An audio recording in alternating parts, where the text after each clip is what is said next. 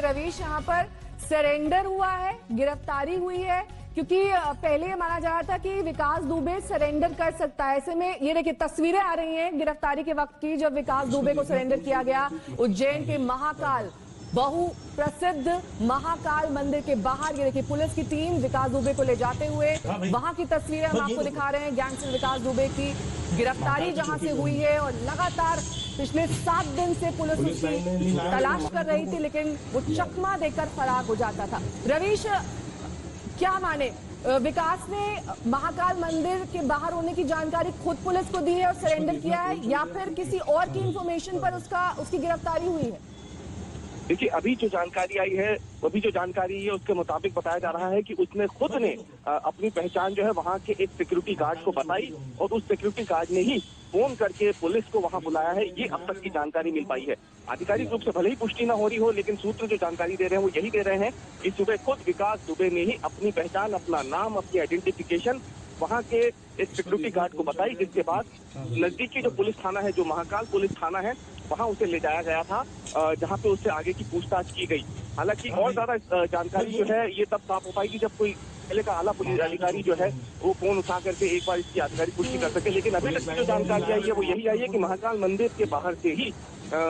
विकास दुबे जो है उसको फिलहाल पुलिस ने पूछताछ के लिए उठाया है और वही उसी ने अपनी जो आइडेंटिफिकेशन है वो वहां पे बताई थी। तो ये माना जा सकता है कि जो सरेंडर की बात की जा रही थी वो हो सकता है कि उसी ने आगे रह करके मध्य प्रदेश में सरेंडर किया। रवीश, क्या उज्जैन में भी इसकी पोस्टर लगे हुए थे मोस्ट वांटेड विकास दुबे के? क्योंकि हमने देखा था कि दिल्ली एनसीआर में तमाम जगहों पर लगे हैं, लेकिन क्या उज्जैन में भी इस तरह के पोस्टर लगे थे कि मोस्ट वांटेड है, इसकी तलाश पुलिस कर रही है और इस पर इनाम भी घोषित किया गया है?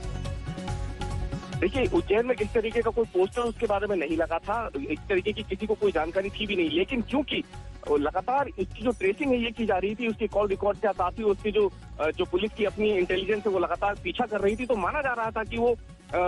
राजस्थान या फिर मध्य प्रदेश, इन 2 जगहों पर छुपा हो सकता है। शहडोल से उसके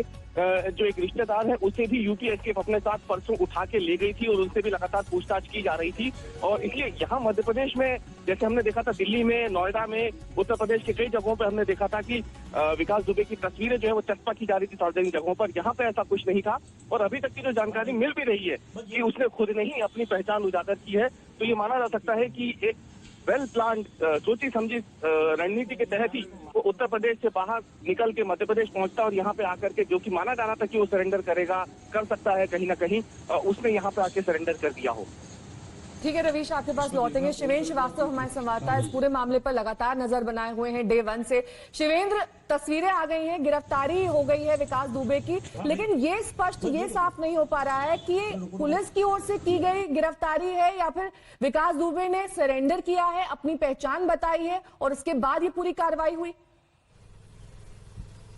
देखिए, हमारी यूपी एसटीएफ के आला अधिकारियों से बात हुई, उन्होंने इस बात की तस्दीक की है कि ये जो शख्स है ये विकास दुबे ही है और उसने वहां पर उसको पकड़ा गया है। हालांकि ये भी कहा गया है कि ये पूरा प्लान्ड तरीके से उसको सरेंडर करने का तरीका था वहां की लोकल पुलिस के साथ मिलकर के, और वहां पर वो खुद गया था और उसके बाद उसको वहां पर गिरफ्तार किया गया है और यूपी एसटीएफ की टीम का इसमें कोई इन्वॉल्वमेंट नहीं है। यानी कि वो मध्य प्रदेश पहुंचने में कामयाब रहा। उज्जैन के मंदिर में उसने बाकायदा पर्ची कटवाई और वहां पर जाकर के एक तरीके से सरेंडर ही किया है, क्योंकि लोकल पुलिस ने उसको पकड़ा है। वहां किसी तरह का कोई अलर्ट नहीं था, किसी तरह कोई पोस्टर नहीं थे, किसी तरह कोई जानकारी नहीं थी। ऐसे में सबसे बड़ा सवाल ये उठता है, सबसे बड़ा सवाल पुलिस की कार्रवाई पे उठता है कि आखिरकार विकास दुबे ने ये दिखा दिया कि उसका नेटवर्क पुलिस के नेटवर्क से ज्यादा स्ट्रांग है और आज भी पुलिस उसकी उसी तरीके से मदद कर रही है जैसे पहले से करती आई है। यूपी एसटीएफ की 50 से ज्यादा टीमें लगी हुई थी, पूरा प्रदेश छावनी में तब्दील कर दिया गया था, हर एक बॉर्डर पर, हर एक जगह पर। फिर भी न वो सिर्फ निकलने में कामयाब रहा बल्कि सुरक्षित तरीके से सरेंडर कर पाया। ये बड़ा सवाल है,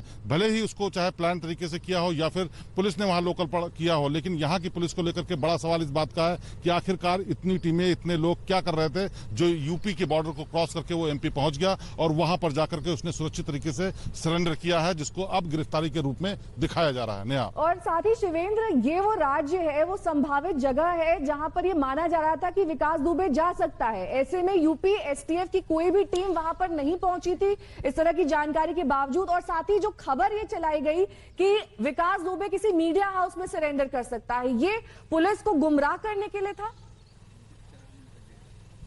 जी बिल्कुल, देखिए ये बड़ा सवाल भी है क्योंकि यूपी से निकलते हुए एमपी, राजस्थान और दिल्ली एनसीआर के रास्तों पे लगातार पुलिस दावा कर रही थी कि उन्होंने बैरिकेडिंग कर रखी है, सघन पूछताछ की जा रही है, जांच की जा रही है। उसके बावजूद किसी को कानो कान खबर नहीं लगी। यहां तक कि अगर कोई रूमर भी होता था तो मीडिया हाउस से के बाहर से लेकर के तमाम उन जगहों पर पुलिस तैनात कर दी जाती थी जहां पर विकास दुबे के आने की आशंका हो सकती थी। यूपी एसटीएफ फरीदाबाद के उस होटल में भी पहुंच गई थी जहां पर उसको देखा गया था सीसीटीवी में, लेकिन जब उसने वास्तव में सरेंडर किया और वहां पर पहुंचा उज्जैन, तब उस वक्त यूपी एसटीएफ की न तो कोई टीम थी और न ही यहां पर कोई भी अधिकारी मौजूद था। तो सबसे बड़ा सवाल इस बात पर यह है कि आखिरकार क्या वाकई विकास के तार पुलिस के साथ इतने ज्यादा गहरे जुड़े हुए थे कि आखिरी दम तक भी उसकी मदद इस तरीके से की जा रही थी? क्योंकि हमारे सूत्रों के मुताबिक जो ये विकास दुबे की सरेंडर है वो एक तरीके से वो पूरा प्लान था, पूरी तरीके से थाने को सूचना दी गई थी और थाने के लोगों को पता था। ये तय हुआ था कि एनकाउंटर न किया जाए और उसके बाद उसको वहां उज्जैन के मंदिर में पर्ची बाकायदा